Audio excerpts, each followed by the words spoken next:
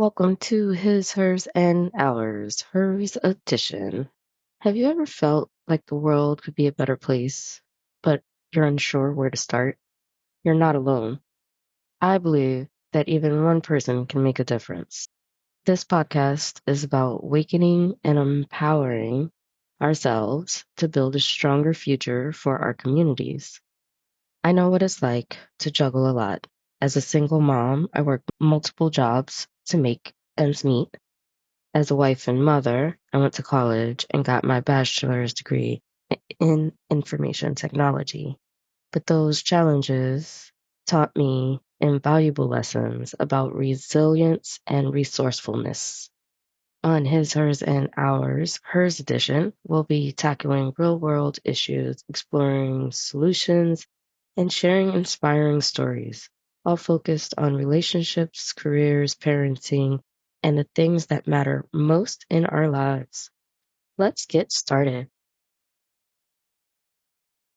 So, I was having a conversation with my sister, and she said, how do you put aside $25 when you don't have the $25? You're already negative. You live in paycheck to paycheck. You have nothing to put away for a rainy day. How do you start that account, right? Trying to talk to people who have accounts or have money to start accounts, but actually I'm not. I am trying to talk to the people who do not have or feel like they do not have the ability to give to themselves and pay themselves $25, $50 a paycheck and put it in a high yield savings account just so that you can earn interest on it and save for a rainy day. Because God forbid something happens and you end up unable to pay that deductible in an accident or unable to pay that copayment so that you can see the doctor because you're not feeling well. It's horrible when you don't have the funds to take care of yourself. There was a time I went on a business trip. So it's actually my first big business trip. I went to Pittsburgh for a week and I was allergic to something. I don't know what it was in the hotel. I've never had this happen to me. I was like itchy and hot, but since I never experienced it, I definitely didn't know what to do. So I went and got some Benadryl and some cream, and I was apparently overdosing on allergy stuff, is what the doctor told me the next day. Because when I went to work, they looked at me and were like, they told me my face was all red in my chest, and I didn't even have money to pay the deductible. So my homeboy slash coworker lent me or gave me, actually he didn't lend it to me, he gave me the $40 so that I can go to the doctor's and get a cortisone shot, which was the first in my life. And who wants to be in that situation where you are uncomfortable and you don't even have enough money to pay your deductible because of your financial situation? So putting $25 to the side and paying yourself first and getting it out the way and then going about the rest of your bills is actually a good thing. As long as you pretend it's not there, as long as you forget about it and don't go to it every time you have an issue, you can actually end up with a $300 savings and then a $500 savings and then an $800 savings. It's going to be slow, but at the end of the year, there will be progress. And then the following year, there'll be even more progress. You just have to start. Just have to start. That's it. And then when those emergencies happen, you won't feel overwhelmed because you can go to your emergency savings. So, what happens when you're short because you saved that? So, you should actually decide what you're going to give up at the very beginning, right? So some of us have coffee, some of us have chips, some of us don't cook, so we always eat out. Some of us drive all over the place or take Ubers everywhere instead of the train. You should use a money app, see where your money goes, and see where this $25 can come from.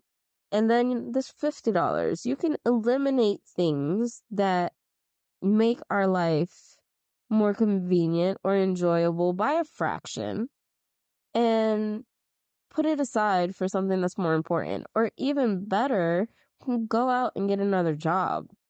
So I worked as a team lead, but I lived in a place where the cost of living was low. So I made less than in my previous location because I switched states, and the tri-state area is way more expensive. So they were like, no, you're definitely not worth that here.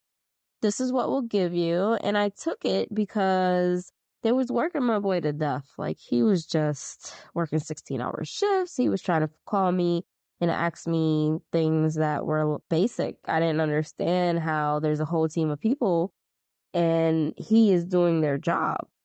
So I ended up going back to clean this mess. But I took a pay cut, and it was extremely hard and hurtful because my bills didn't reduce. My car payment didn't go down. I now had this rent that I had to pay and this extremely high gas bill because, oh my goodness, gas in the north is expensive. And these are things that you don't think about, right? When you're like moving and you're looking at these apartments and you're trying to relocate or for whatever reason, we look at so many things, but do we think to check how much the average utility bill was in the last year? Do we think about how much it's going to cost us to get to our job from this location? Is there a convenient way that I could travel? Is there a train? Is there a bus? Do I have to pay for parking? These are things that we need to take into account because they're going to affect our budget and we don't notice. So if you have a money app, you can see where your money's going.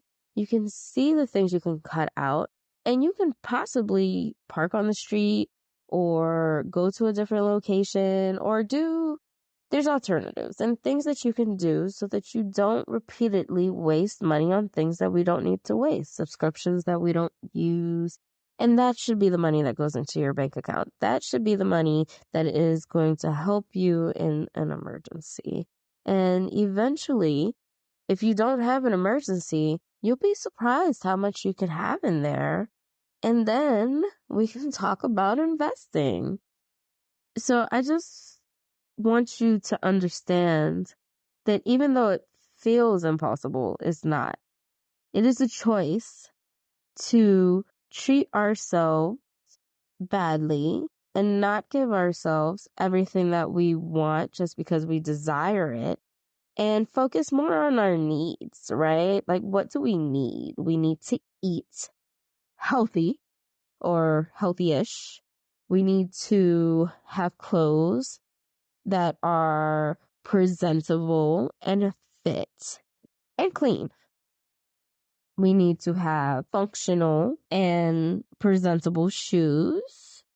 Okay, I'm already off topic. So I'm going to wrap it up and say that if you start in the blink of an eye, you'll be surprised at what you can do. But if you never start, you'll definitely not have anything. So I hope you start. Pay yourself first.